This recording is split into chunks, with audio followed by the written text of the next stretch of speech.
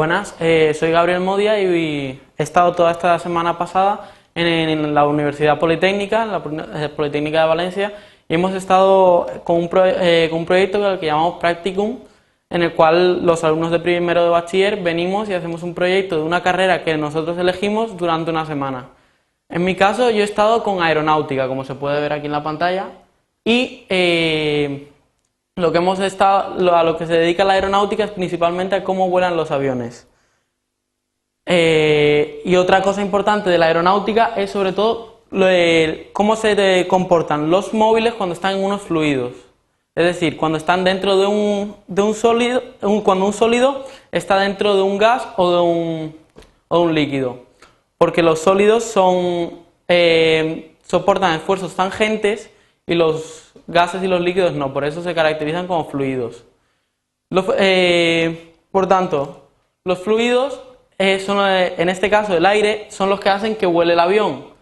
¿Cómo lo hacen? Pues cuando el fluido viene por aquí, produce una fuerza que se llama lift, que es hacia arriba debido a la forma de las alas, y produce una fuerza que produce en cualquier móvil que se mueva en un fluido que se llama drag. El drag es la resistencia que hace que impide que se mueva el móvil dentro del fluido. El aire le hace resistencia. Todos hemos visto que cuando vamos en coche, cuando el aire va frenando. Bien, este drag y este lift son las fuerzas que produce el fluido.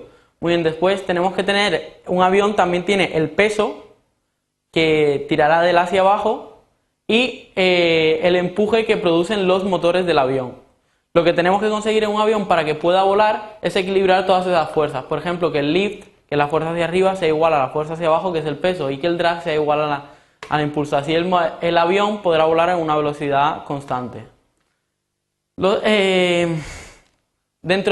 Para ver cómo se comportan los sólidos en los fluidos, durante esta semana hemos utilizado tres métodos que tenemos en los laboratorios.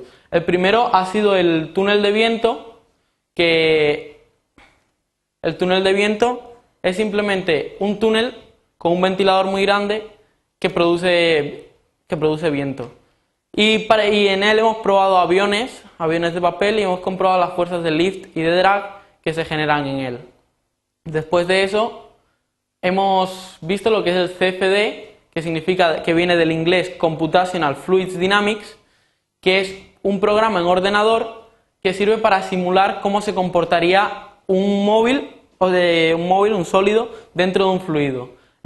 Por tanto, elegimos el fluido, elegimos todo, y claro, nosotros lo hemos utilizado a niveles muy básicos y en 2D, dos dimensiones, porque si lo hiciéramos en 3D tardaríamos mucho tiempo, y además lo hicimos con un fluido sin turbulencias, porque además si un fluido tuviera turbulencias estaríamos aún mucho tiempo más. Bien, por lo tanto, esta técnica, aunque es muy buena, necesita mucha potencia de ordenadores y aún le falta bastante por desarrollarse. Entonces hicimos dos simulaciones en CFD. La primera fue la mesa de agua, que es una mesa donde pusimos un cilindro y hacíamos que pasara agua hacia ella. ¿Cómo pasa agua por la mesa? En este punto se ve el cilindro donde al pasar el agua se produce el fluido, pasa por arriba y pasa por abajo. Y aquí se produce una zona de bajas presiones que se ve diariamente, aunque no lo creamos, y es lo que se conoce en el mundo del deporte como el rebufo. Sobre todo en las carreras de coche se ve mucho que se produce un rebufo, por lo que aquí hay una zona de bajas presiones que hace que atrae a los puntos de aquí.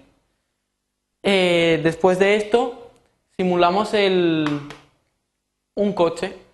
¿Cómo se movería un coche dentro de un fluido? Aquí se puede ver el coche y exactamente lo mismo. Aquí está el rebufo y todas estas son las presiones que hay del flujo sobre el coche.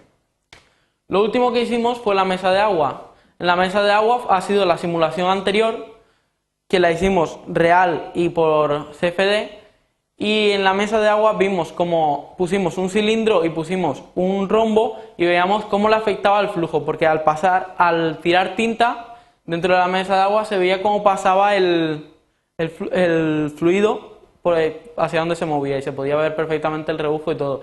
Y además de ahí ya descubrimos qué partes que era mejor, si era punto y agudo o redondo. Vimos que era redondo porque no quedaban unas oscilaciones en el fluido tan importantes. Y bueno, por último, en resumen, hemos estado toda la semana aprendiendo muchas cosas de bastante nivel sobre la carrera de aerodinámica, de aeronáutica. Y dentro de esta carrera se ven cosas muy interesantes y es de donde salen todas las personas que se dedican a diseñar los aviones y diseñar esto. Lo hemos pasado, creo que todos, bastante bien y hemos aprendido muchísimo sobre todo esto.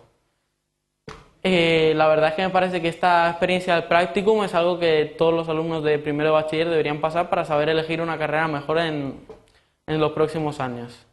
Y bueno, eso ha sido todo. Muchas gracias por ver el Polimedia. Saludos.